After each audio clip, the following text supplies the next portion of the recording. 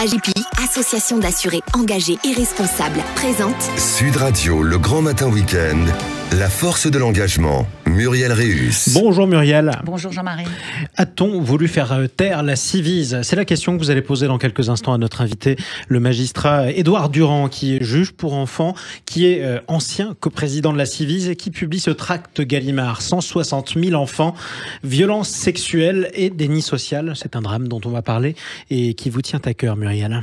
Absolument. Après l'onde de choc provoquée par MeToo Inceste, née à la suite de la publication du livre de Camille Kouchner, La Famiglia Grande, le gouvernement a répondu par la création de la Civise, la commission indépendante sur l'inceste et les violences faites aux enfants. Avec une mission cruciale, formuler des recommandations pour mieux prévenir les violences sexuelles faites aux enfants, renforcer la protection des enfants victimes et lutter contre l'impunité des agresseurs.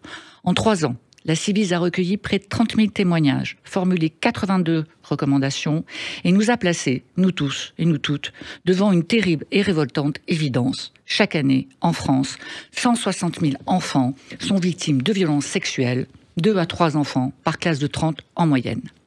Le travail exemplaire de la Civise a été unanimement salué par les victimes, les associations de défense des droits de l'enfant et de très nombreuses personnalités de la société civile. Le gouvernement lui-même a reconnu l'importance de ces contributions. Pourtant, à la surprise générale, le 31 décembre dernier, c'était un coup de tonnerre pour l'ensemble des personnes impliquées et pour tous les acteurs de terrain. La mission de la Civise doit être reconsidérée. Le juge Édouard Durand, coprésident, est remercié. La moitié des membres de la commission démissionnent en signe de protestation et de désillusion.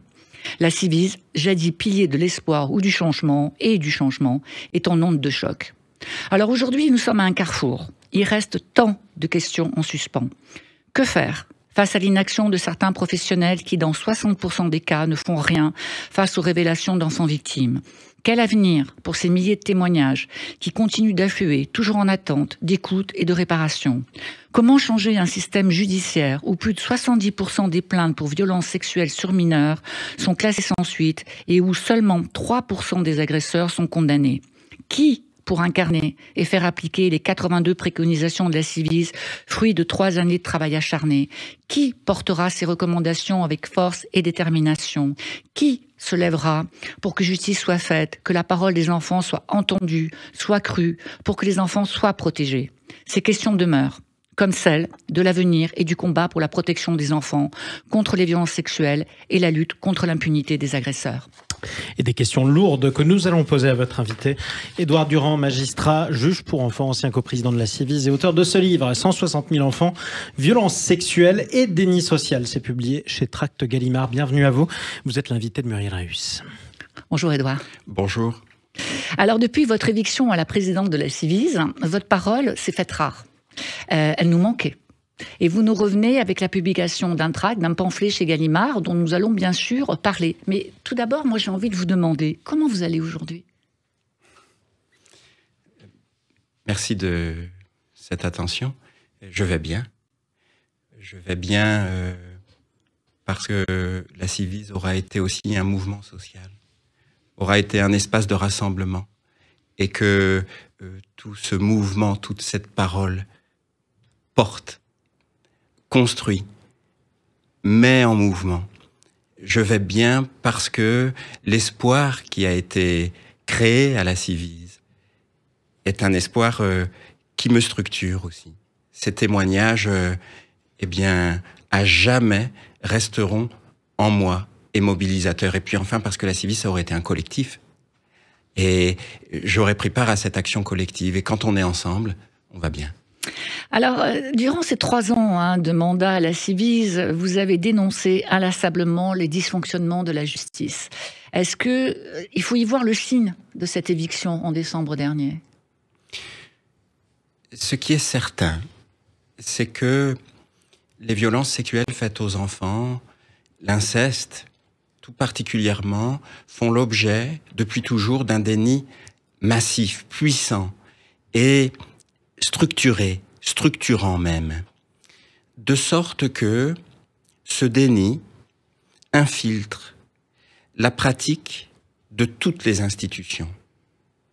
Les violences sexuelles faites aux enfants sont d'abord des crimes et des délits. Donc ce déni se manifeste d'une manière aiguë dans le traitement judiciaire, oui, Mais c'est vrai aussi pour le soin. C'est vrai aussi pour l'action sociale. C'est vrai aussi pour l'éducation. Nous parlons de l'une des plus graves transgressions de la loi. Le viol d'un enfant. Si, comme vous l'avez rappelé, 70% des plaintes sont classées sans suite, c'est que nous vivons dans un système d'impunité des agresseurs. Et c'est sans doute le premier devoir d'une société, remettre la loi à sa place. Mais s'il n'est pas possible de le dire, alors comment être fidèle à la parole des enfants qui révèlent les violences qu'ils subissent? Et s'il n'est pas possible de le dire, comment est-il possible de le faire?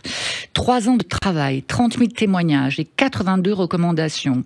Vous dites très justement que dans tous les cas de violence sexuelle, il y a 3 protagonistes. La victime, l'agresseur et la société. Dans la société, il y a les institutions et il y a l'État. Alors moi, je vous demande, que va faire l'État des 82 recommandations que vous avez produites? La première chose dont il faut prendre conscience, c'est qu'il y a une urgence extrême. Vous avez rappelé que le 31 décembre, quelque chose s'est arrêté pour un projet nouveau, encore assez incertain malgré tout. Mais depuis le 1er janvier jusqu'à ce jour de début mars, ce sont 25 000, 26 000 enfants qui ont été victimes de viols et d'agressions sexuelles. 160 000 chaque année, un enfant toutes les 3 minutes, nous disent l'urgence absolue d'agir. Or, ce rapport de 750 pages est là. Ces 82 préconisations sont là. Il faut qu'elles soient mises en œuvre le plus rapidement possible, parce que c'est urgent. C'est bien sûr une politique publique.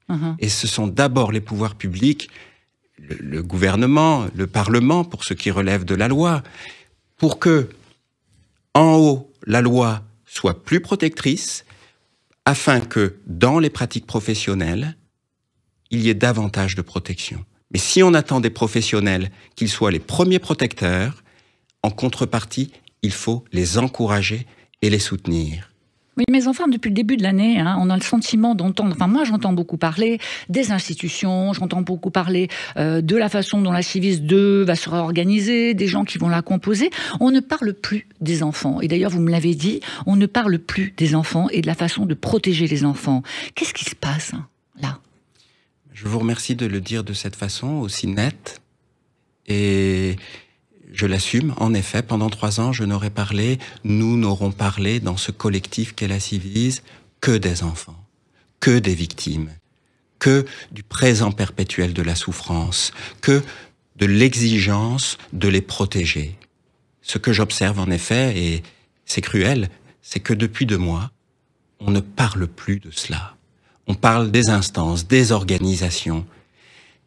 Et je le redis, le problème, c'est d'assumer qu'il y a un déni massif pour lutter contre. Qu'aura fait la Civis au bout du compte pendant 3 ans? Vous l'avez rappelé, 30 000 témoignages. Ce qu'elle aura fait, c'est ceci. Témoignage après témoignage, la Civis aura gagné du terrain sur le déni. Mais alors ce déni dont vous parlez, ce déni, vous avez eu un postulat inébranlable. Je te crois, je te protège. Dans un monde où seulement 8% des 160 000 enfants victimes chaque année de violences sexuelles sont crus. Donc on peut dire que la parole s'est libérée. Mais qu'est-ce qu'on peut dire de l'écoute de celle-ci? Est-ce que ça veut dire que ce déni, il est lié à une défaillance majeure de la société tout entière? Assurément, vous avez raison, je le pense aussi. Mais il faut comprendre que nous ne pourrons changer que par une politique publique, que par une action cohérente, urgente et durable. Au bout du compte, il y aura toujours un adulte devant un enfant. Un enfant qui dit « moi aussi » et qui regarde le monde des adultes et qui dit « est-ce que vous allez me protéger ?» Sur 100 enfants, 8 entendent « je te crois, je vais te protéger ». 92 entendent « tu mens » ou le silence. Et c'est ça une politique publique.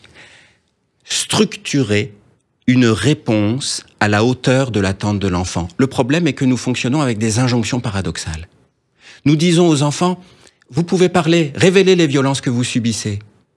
À l'instant même où les enfants le disent, le visage de la société se transforme, il devient glacial.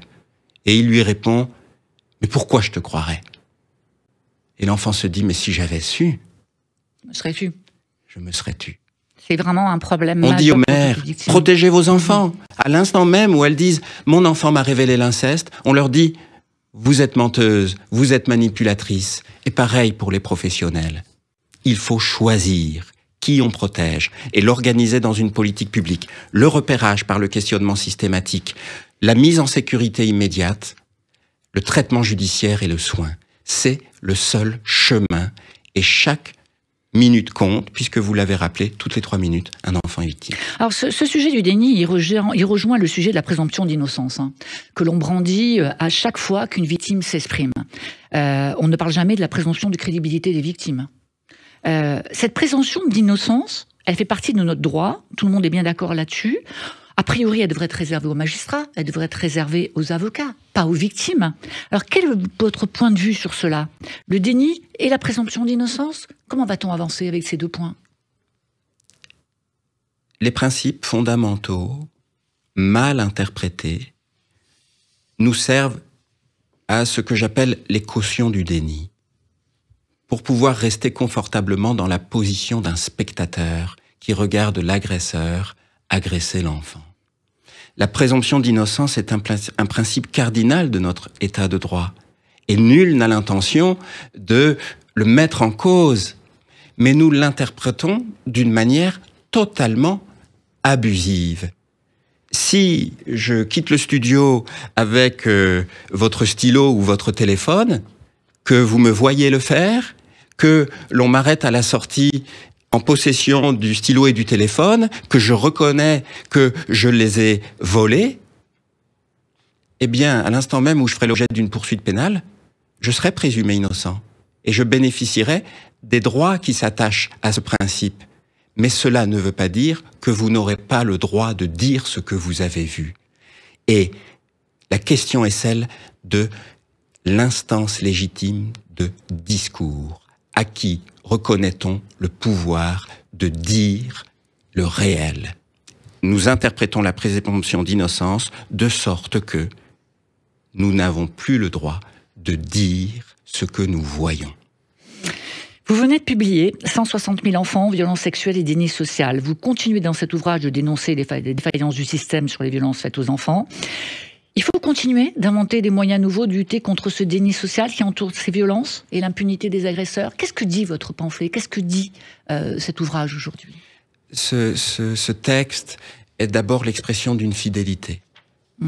D'une fidélité à un collectif, tous les collègues avec qui j'ai travaillé à la Civise, et d'une fidélité à toutes les victimes de violences sexuelles. À ces personnes qui vivent dans une solitude glaçante, sombre, que Neige-Sino appelle le pays des ténèbres, comme étrangères au milieu des autres, parce que personne ne les reconnaît. C'est d'abord l'expression d'une fidélité et d'une exigence sociale, parce qu'il y a urgence, parce que nous devons choisir de quel côté nous sommes. Et si nous sommes du côté des enfants, alors nous devons donner un visage et un prénom à chacun de ces 160 000 enfants. Nous disons toujours, il y a 3 enfants par classe qui sont victimes de violences sexuelles. Mais ces enfants ont un visage, ces enfants ont un prénom. Il faut que nous donnions les moyens de les identifier pour les protéger. Ce n'est pas une idée, c'est une exigence. Ce n'est pas une idée, c'est un passage à l'acte de l'agresseur. Et nous devons choisir de quel côté nous sommes. Dans son audition au Sénat, Judith Godrèche, la semaine dernière, vous a rendu un hommage appuyé.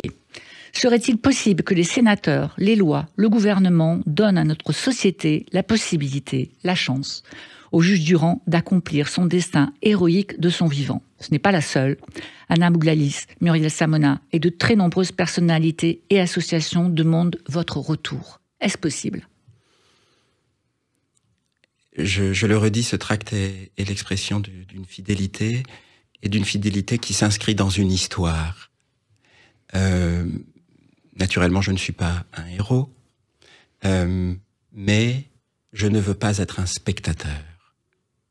Entre l'agresseur et la victime, être neutre, c'est être du côté de l'agresseur. Et la loi est du côté des victimes.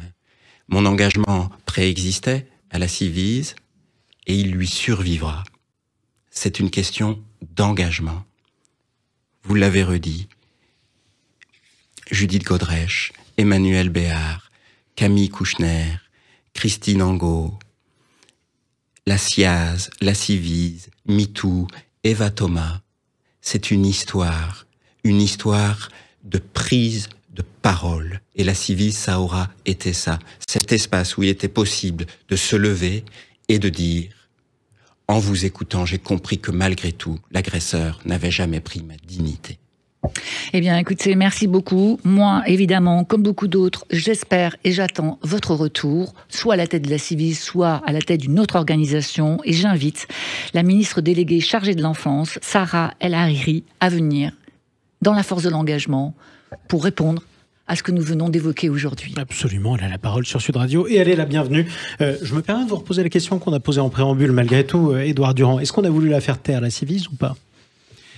Le premier élément objectif, à partir du 31 décembre 2023, c'est la clôture de l'appel à témoignage. Les violences sexuelles faites aux enfants sont un interdit. Mais l'interdit, en réalité, n'est pas de violer les enfants. L'interdit est d'en parler. Donc c'est cette parole qui a été mise sous silence. Donc on a voulu la faire taire. Merci à vous, Édouard Durand. Merci.